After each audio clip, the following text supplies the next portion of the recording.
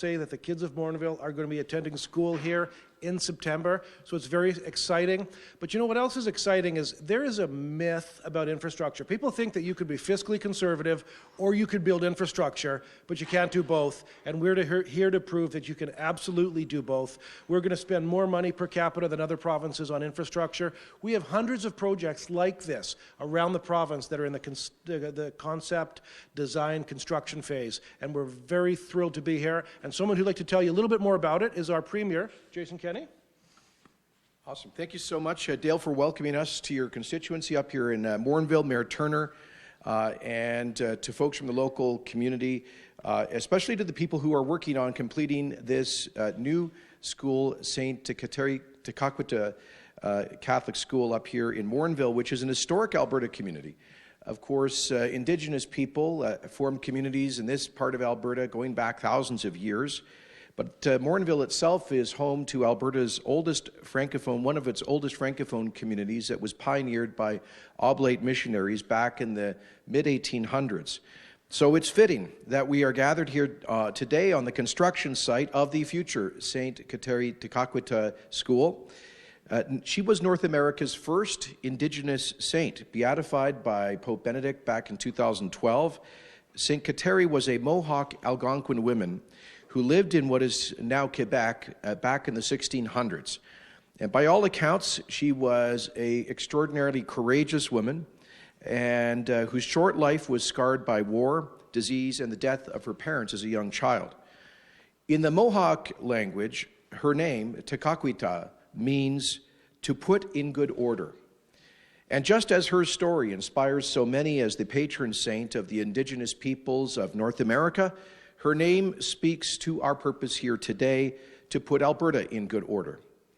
I am very happy today to announce that through the Government of Alberta's Blueprint for Jobs, taxpayers will invest $19.3 billion in new capital projects to build infrastructure over the next 3 years. This is a historic investment, and along with schools like St. Kateri's, we will build roads, hospitals, courthouses, long-term care facilities, fish hatcheries, universities, museums, dams, and more. We're building the infrastructure that Alberta will need to fuel future economic growth and make life better for Albertans. Roads to help get folks to work, to ship our goods to markets around Canada, around the world. Schools to help educate future generations with the knowledge and skills that they need to succeed. Hospitals to care for the sick and the injured. Courts to keep our streets and communities safe.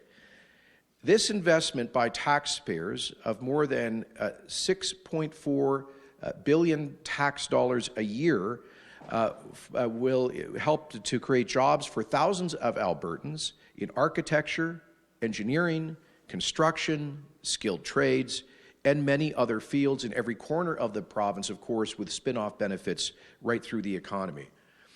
These will be good, high-paying jobs that provide people from all different walks of life with the dignity of work and the opportunity to take care of their families. This commitment to upgrading and expanding Alberta's public infrastructure is a key part of Alberta's overall blueprint for jobs and growth.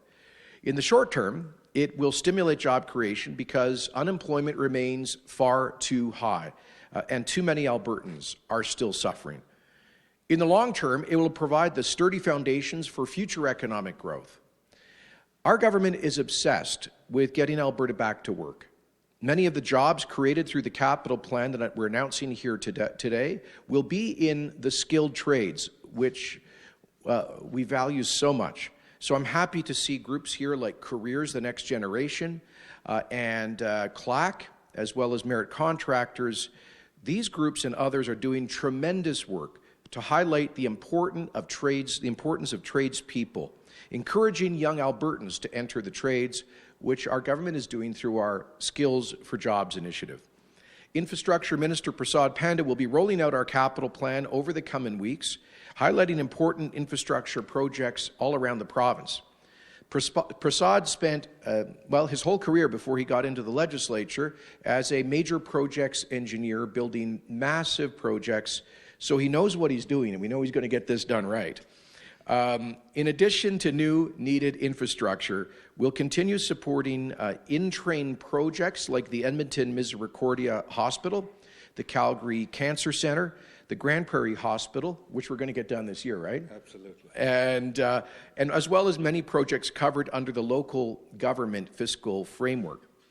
Taxpayers through this Blueprint for Jobs will be investing $5.6 billion in direct municipal support, $2.7 billion for capital maintenance and renewal of public infrastructure, $2.5 billion for health facilities, $2.3 billion for roads and bridges, $1.5 billion for schools, $350 million for family social supports and housing, and $288 million for post-secondary infrastructure. Over and above what was announced in the last budget, the 2020 capital plan provides for new projects worth an estimated $772 million over the next 3 years. These projects will create about 3,000 jobs by the year 2022. Those are just the direct jobs.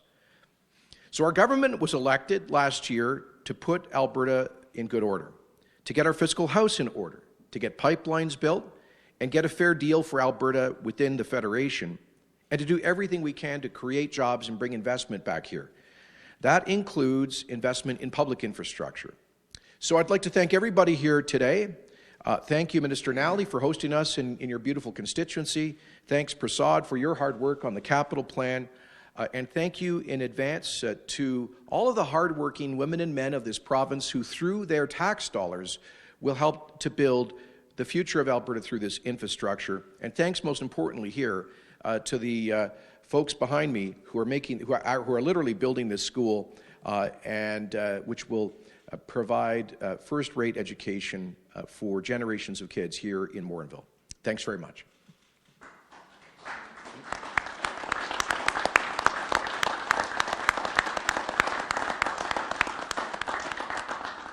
Thank you, Premier. I can't wait for the grand opening in September, and I hope you're able to come out and join us, because that would be wonderful to have you there for that as well. It would be awesome.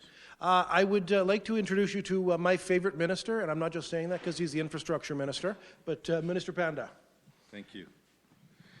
Thank you, Minister Nally, for that introduction. Thank you, Premier, for taking time to join us here in this beautiful town of Morinville. I was just here in Morinville a couple of weeks ago to celebrate the opening of the Four Winds Public School. And today we find ourselves at St. Kateri's, another school for the people of Morinville. Because Morinville has grown by nearly 50% the last 10 years, and that kind of growth puts enormous strain on our existing infrastructure and requires action on the part of the government to address the needs of a growing community. Last week, our government introduced Budget 2020, which reinforces the government's commitment to growing the province's economy and creating jobs for Albertans. And one way we are doing this is through our capital plan, which Premier said just now, will invest $19.3 billion over the 3 years. Actually, for 4 years, it was $24.2 billion, and last year we kept our commitment, and now this year and the coming 2 years, we are going to invest $19.3 billion. And over the next 3 years, our capital plan will continue to support key infrastructure projects throughout the province by investing. Some of this may be repetition, but if you believe our opposition, we should be blowing hospitals, closing schools, but that's not what we are doing. I'm not the Minister of Destruction, but I'm the Minister of Construction. So $5.6 billion for direct municipal support and $2.7 billion for capital maintenance and renewal of public infrastructure, and $2.5 billion for health facilities, and $2.3 billion for roads and bridges, $1.5 billion for schools, and $353 million for family social supports and housing, and $288 million for post-secondary infrastructure. And our Premier was also kind enough to tell us to advance if there are any other projects that we can move up in the capital plan that would create economic conditions for the job creators in Alberta. And we know that building, renewing, and modernizing our public infrastructure like health facilities, schools, roads, and affordable housing boosts our economy by supporting thousands of jobs for Albertans. And the Premier has it exactly right. This investment will support jobs for thousands of Albertans in architecture, engineering, construction, skilled trades, and many fields in every corner of our province. In fact, by 2022, more than 3,000 new jobs will be supported from the new projects we have provided for in the Capital Plan 2020, valued at about $772 million over the 3 years. Some of these new infrastructure projects include renovations of the Peter Lougheed Center in Calgary, construction of a hospital in Red Deer, and modernization of the Glenbow Museum in Calgary, and two new schools, and also construction funds for 9 school projects previously approved for design only, and funding commitments to move forward with the Bow Reservoir Options projects for the Red Deer Integrated Emergency Shelter. As Minister of Infrastructure, I'm proud to lead our government's efforts to deliver on the capital plan. Working closely with partner ministers and stakeholders, my ministry ensures the health, school, and government facilities provided through the capital plan are built and maintained in a cost-effective and efficient manner. These are the facilities that are necessary to support the delivery of government programs and services for Albertans, including health facilities such as the Calgary Cancer Center, the Foothills Medical Center Power Plant, also in Calgary, and the Grand Prairie Regional Hospital. Finally, we are getting that done this summer. And it's also a priority of our government to ensure the Alberta students, families, and communities have access to the new and modernized school facilities they need. Through the capital plan, we are investing $1.5 billion into school infrastructure like this. This will ensure that over the next few years, thousands of Alberta students will benefit from about the 90 school projects that are in planning, 90. They are in different stages of planning, design, or under construction throughout the province.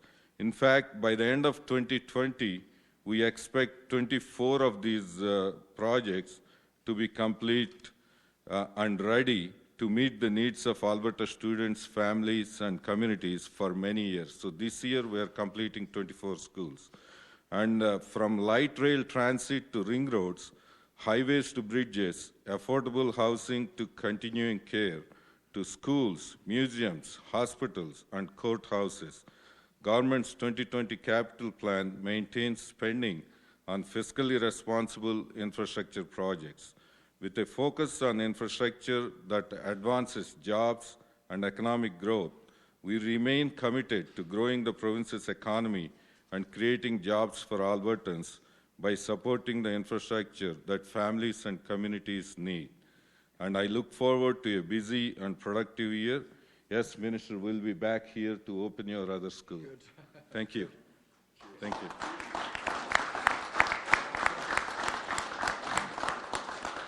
Thank you, Minister Panda. As the Minister of Construction, since that's your new title, you're welcome to Morinville, St. Albert at any time. Okay? I'd like to turn it over to Christine, who is going to moderate your questions now.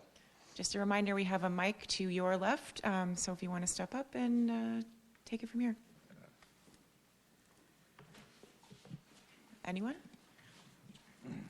Good morning. Mr. Premier, just sorry, a bit off topic, but yesterday Alberta identified its first presumptive case of COVID-19. We heard from doctors just before that they didn't feel prepared for it. I guess what is being done and what can be done and what more will be done by the province to ensure medical staff are prepared for what almost inevitably will be more cases in Alberta? Well, obviously we take take this very seriously, and Dr. Hinshaw, Alberta's Chief Medical Officer, has assured us that Alberta is well prepared. The government and Alberta Health Services, the Alberta Emergency Management Agency have all been preparing for this since COVID-19 first appeared in China back in January. I understand AHS has increased its communication directly with frontline physicians about measures that should be taken. The advice to the public is very clear. First of all, if anyone in this province was aboard that Grand Princess cruise that had a number of infections, we asked them immediately to call 811 and to report that fact and to self-isolate themselves for 14 days.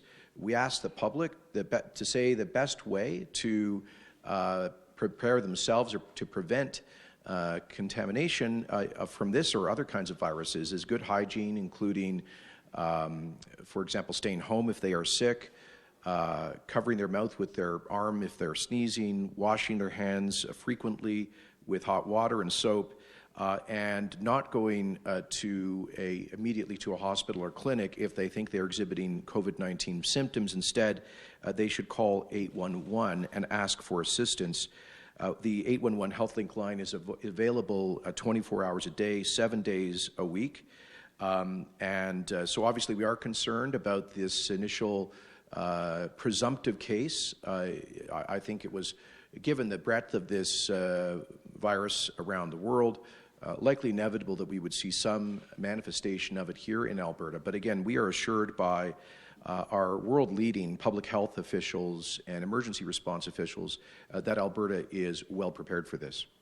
And for our bilingual friends in French too, thanks. I'm going to do that at the end if you don't mind. No, I will do that. I didn't know CTV had a French station now. Okay, well, we'll get to you. All right. Fletcher? Premier, somewhat related to this, job numbers came out today, had some increases in Alberta, a lot of them in part-time. How satisfied are you with what we saw this morning? Not at all satisfied. It was good to see a net creation of 11,000 full-time jobs in Alberta reported by Statistics Canada for February, but there are still way too many Albertans out of work, and we're not going to celebrate until we have seen a massive turnaround in terms of our economy.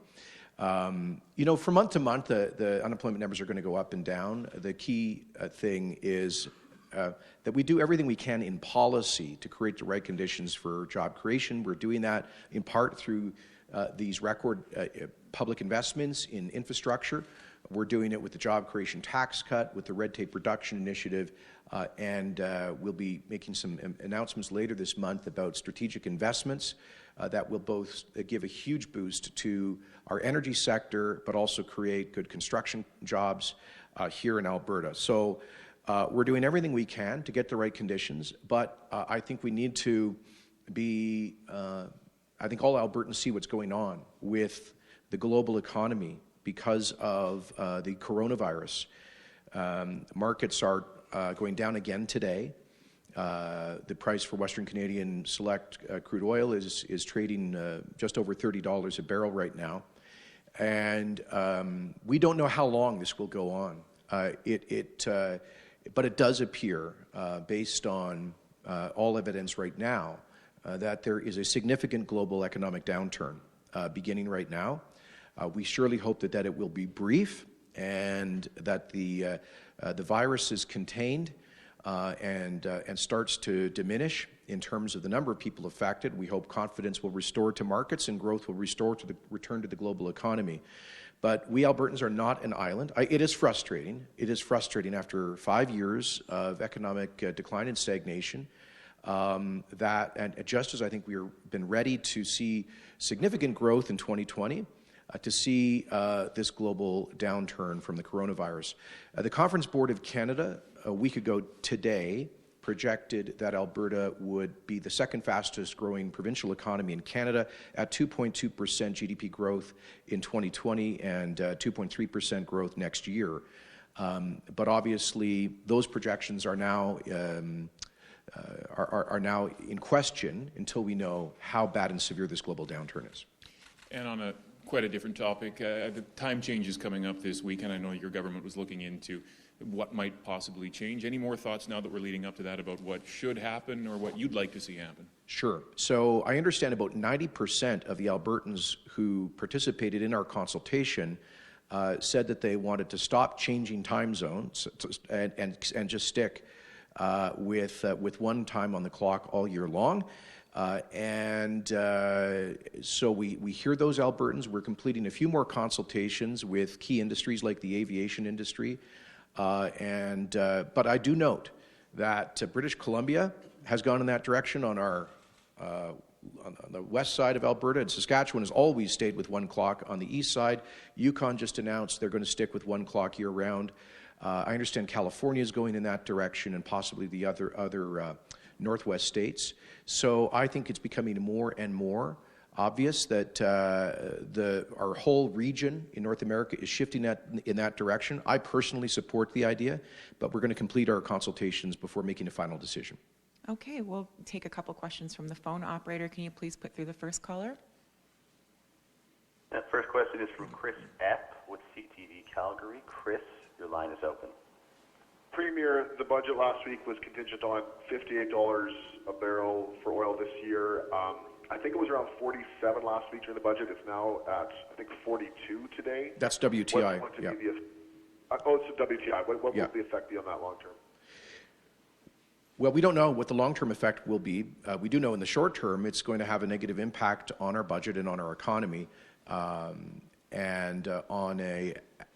an annualized basis, every dollar reduction in the price of West Texas Intermediate oil takes about $200 million off of provincial revenues.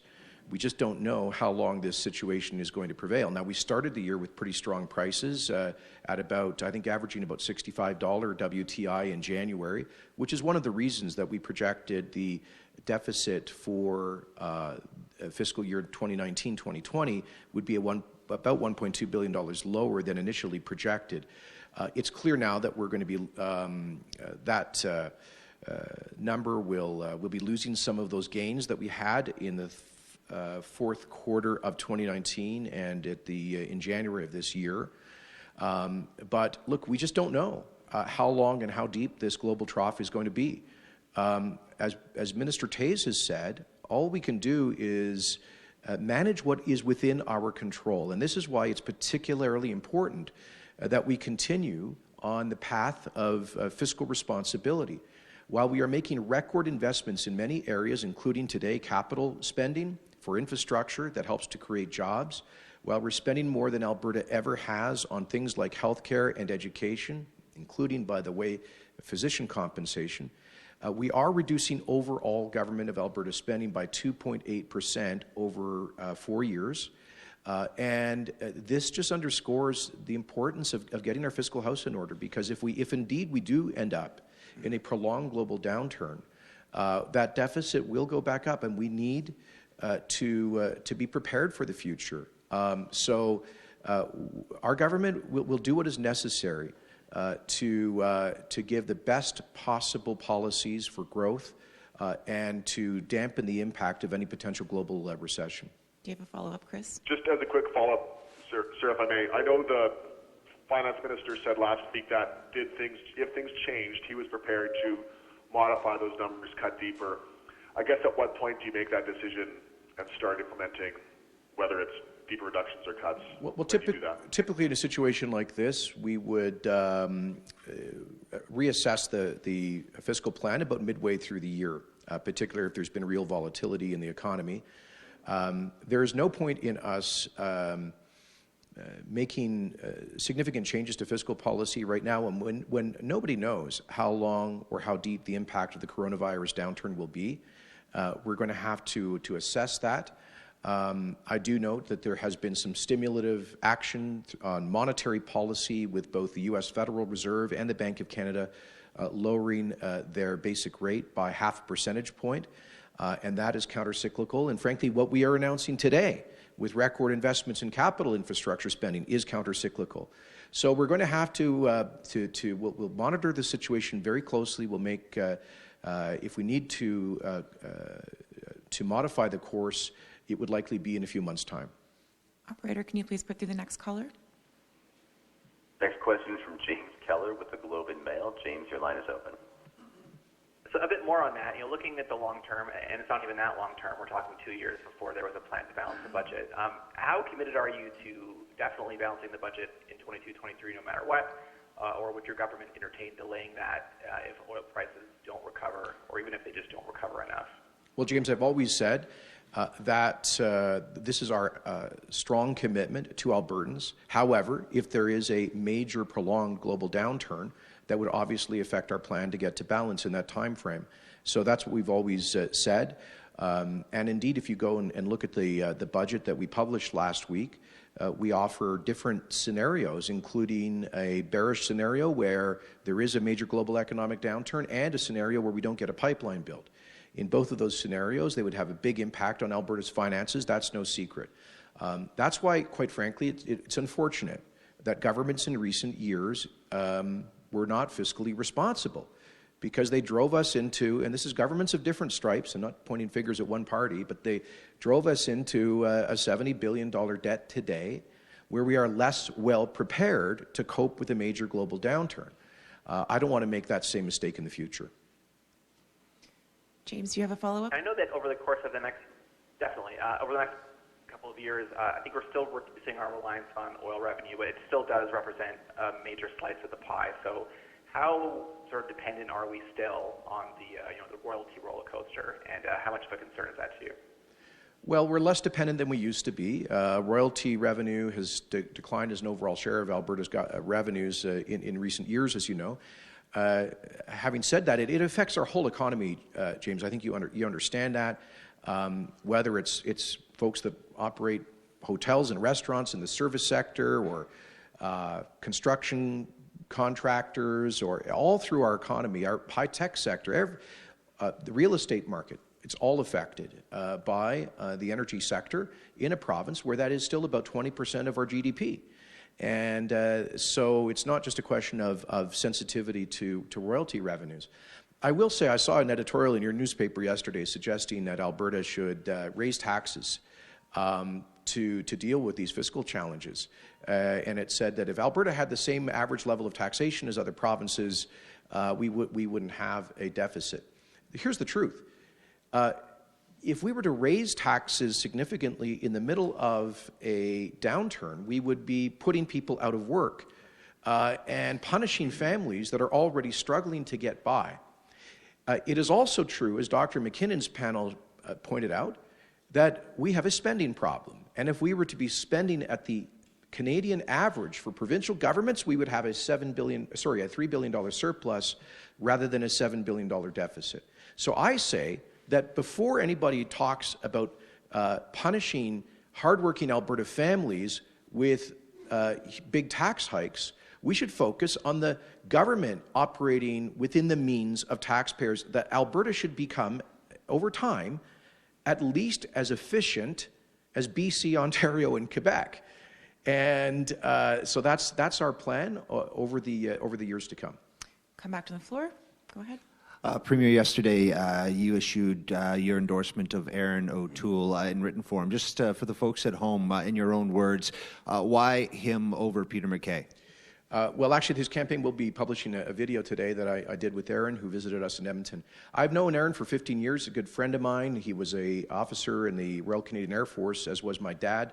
He was Veterans Affairs Minister when I was National Defence Minister. We worked really closely together to close the gaps between those two departments, and I saw how competent he is.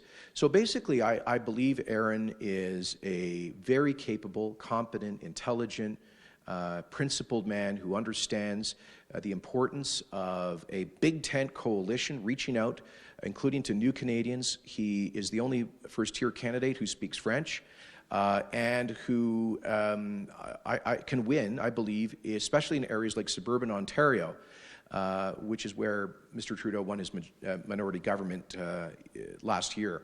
So I believe he's the candidate who's most likely to win. I think he's principled. I think he's a team player.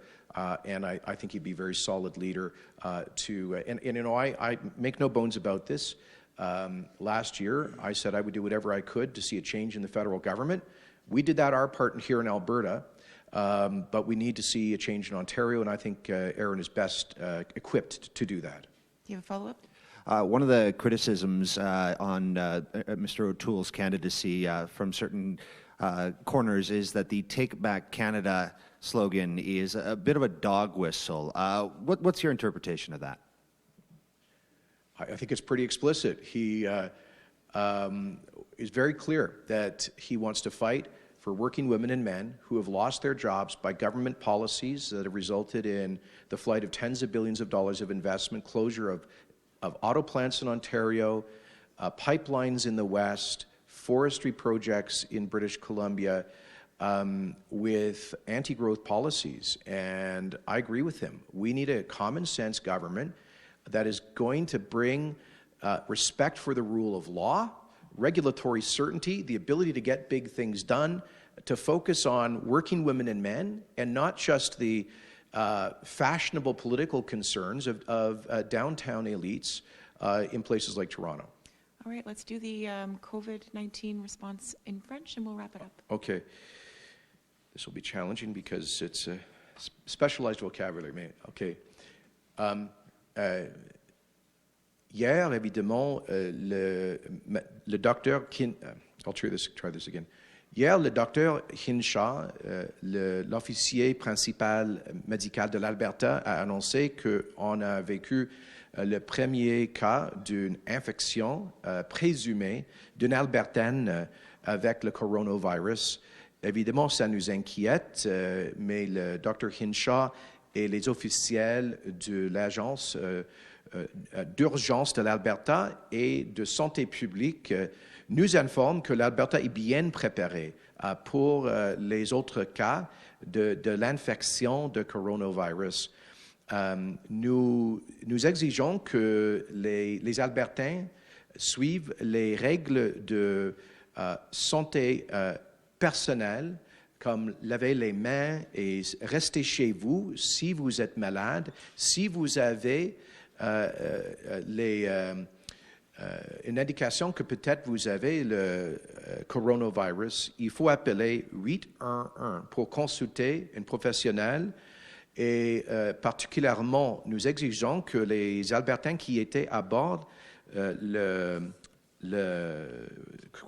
Grand Princess Cruise Line notifier dès que possible les officiels de santé publique à HealthLink 811. Et enfin, évidemment, cette situation à l'échelle globale a un effet grave sur l'économie mondiale, y compris l'économie de l'Alberta, et notre gouvernement se prépare à répondre à ce développement-là. We're done. Sorry, that was my best effort. Okay, I wasn't ready for that one. And kudos to CTV for doing a solid for Radio Can there. All right. Thanks again to the mayor and the contractors and all you guys. I'm sorry for causing you guys to slow down work here. You're going to make up for it, though, right? Get her done on time and on budget? Is that the plan? Some school board guys. All right, and we got some school board. We have, what's the name of the school board up here? St. Albert Catholic. St. Albert. But it's not even called Catholic because you're actually the public board in St. Albert, right? Oh, you guys flipped the names. All right. Well, great. It looks like a beautiful school, and we wish you well in getting this done. All right, thank you. Why don't we take a quick picture over here?